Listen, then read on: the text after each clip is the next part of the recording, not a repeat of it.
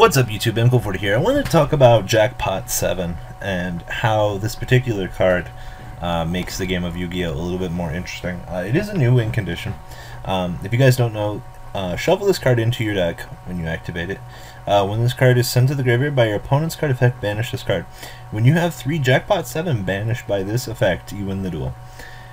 Now, here's the thing. I'm kind of curious to know how you can actually use this card outside of the already potent Morphing Jar deck.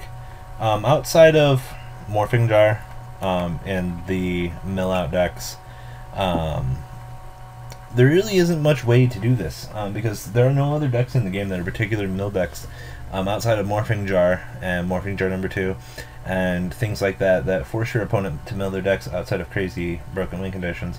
Yes, I would probably consider siding this card against mill out decks just because, you know, when your opponent forces you to mill, you have a win condition going. Now, I'm pretty sure your opponent's going to switch their win condition when they see the first Jackpot 7 hit the remove from game pile.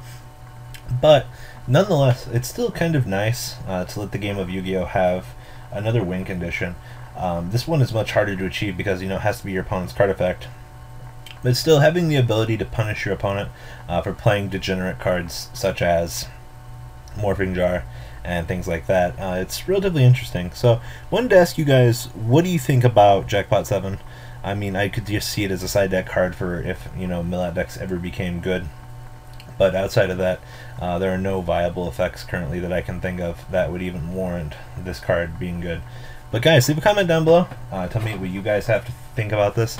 It's always good to hear what my audience has to say about it. And I'm out.